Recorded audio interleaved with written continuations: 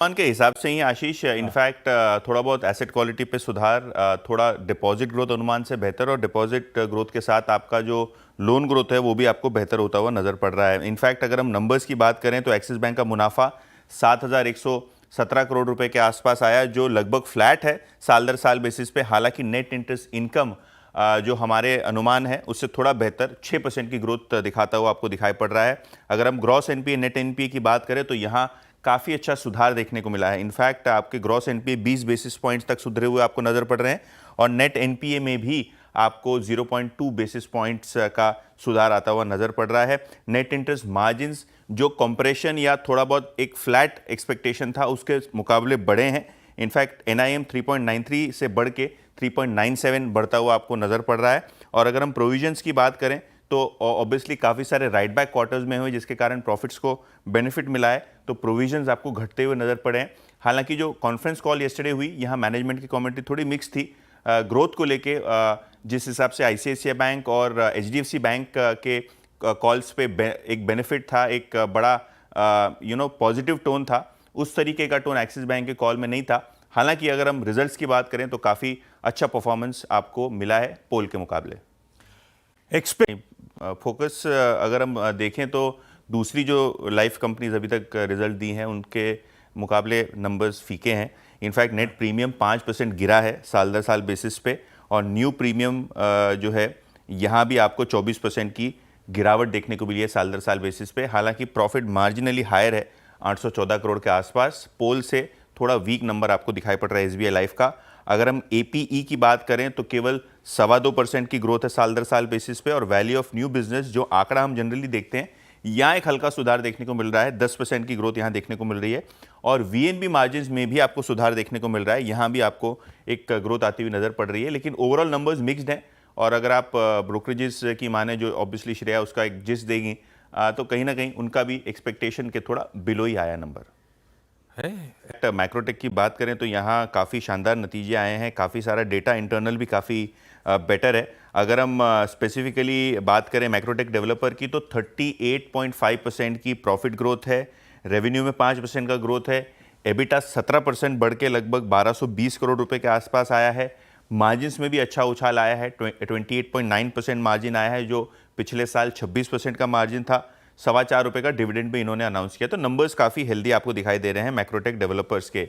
इसी तर्ज पे अगर हम आईएक्स की बात करें तो वॉल्यूम ग्रोथ काफ़ी शानदार है, नेट प्रॉफिट 21% बढ़ा है, रेवेन्यू ग्रोथ भी आपको लगभग 17-17.25% के आसपास दिखाई दी है, और एबिटा में 16% का जंप है, और एब्सोल्यूट एबिटा लगभग 121 करोड़ रुपए के आसपास आया है। मार्जिन्स भी आपको ईयर ऑन ईयर बेसिस पे लगभग स्टेबल ही दिखे हैं।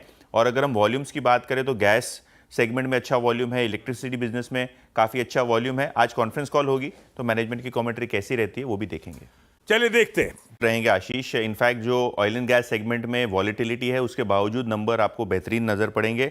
रेवेन्यू की बात करें तो 1% बढ़ता हुआ नजर पड़ेगा, रेवेन्यू आपको 2,42,000 करोड़ रुपए के आसपास। और अगर हम प्रॉफिट की बात करें तो 18,150 करोड़ रुपए के आसपास एक्सपेक्टेड है। ऑब्वियसली अगर हम देखें तो जो जियो है, रिटेल बिजनेस है, यहाँ काफ़ी अच्छा परफॉर्मेंस देखने को मिल सकता है।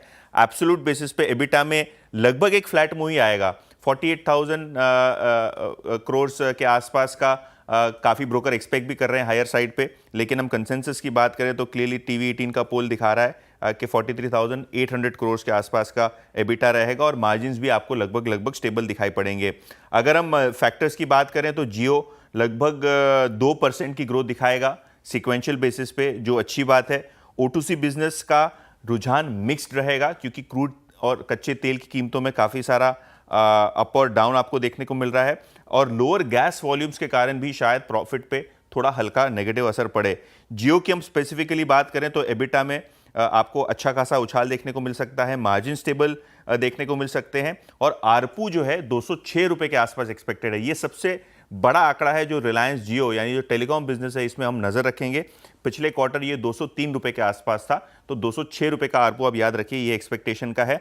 और रिलायंस रिटेल की बात करें तो सिक्वेंशियली नंबर्स फीके रहेंगे। क्यों रहेंगे? क्योंकि Q3 में दिवाली थी, फेस्टिव सीजन था, तो सिक्वेंशियली नंबर्स आपको ड्रॉप दिखेंगे, लेकिन साल दर साल बेसिस पे आपको काफ़ी अच्छा रिजल्ट आता हुआ नजर पड़ेगा। और अगर हम रिटेल एबिटा ग्रोथ की बात करें या मार्जिन्स की बात करें तो ये की फैक्टर होगा जिस पे नजरें बनी रहेंगी। चलिए देखते हैं आज कितने बजे आ रहे हैं। जेंसॉल की बात करें तो यहाँ इन्फोर्समेंट डायरेक्टरेट ने कंपनी के एग्जीक्यूटिव्स के यहाँ जो है वो रेड की है। इनफैक्ट इन्होंने पुनीत सिंह जग्गी को हिरासत में ले लिया है। इन्फोर्समेंट डायरेक्टरेट ने दिल्ली, गुरुग्राम, अहमदाबाद के दफ्तरों में छापे पड़े हैं और जो फेमा वायलेशन है और गड़बड़ियाँ हैं कंपनी में, उसके चलते ये सारा मामला आपको आता हुआ नज़र पड़ रहा है। तो ये स्टॉक पे नज़र रहेगी। एनएमडीसी कंपनी ने कहा है कि rare earth minerals, lithium, coking coal assets की ओवरसीज एसेट्स को ये खरीदना चाहते हैं। इनफैक्ट अफ्रीका में लिथियम और ऑस्ट्रेलिया, इंडोनेशिया में कोकिंग कोल की खदानें ये लोग खरीदना चाहते हैं। तो ओवरसीज एक्सपेंशन की बातें यहाँ दिख रही हैं। कॉनकॉर की बात करें तो गेल के साथ करार किया है एलएनजी टर्मिनल्स के लिए, और किस तरीके से गैस की खपत जो देश में बढ़ रही है उसको मोनेटाइज किया जाए, उसके वॉल्यूम में हिस्सेदारी ली जाए, वो हिसाब से कॉनकॉर आज फोकस में रहेगा। बीएचईएल ने कहा है कि जो भोपाल में आग लगी थी बहुत छोटी आग थी, इससे कोई बड़ा नुकसान कंपनी को नहीं हुआ है, तो शायद ये स्टॉक आज रिकवरी मोड में दिखाई देगा। और प्रेस्टीज एसेट्स नज़र में रखें। प्रेस्टीज हॉस्पिटैलिटीज़ जो इनका होटल वेंचर है, इसके आईपीओ की फाइलिंग इन्होंने कर दी है और कुल मिला के $300 मिलियन से ज़्यादा यानी 2500 करोड़ से ज़्यादा का आईपीओ ये आता हुआ नज़र पड़ सकता है। तो ये एक स्टॉक है जो अपनी सब्सिडरी के आईपीओ के पीछे फोकस में रहेगा। मैं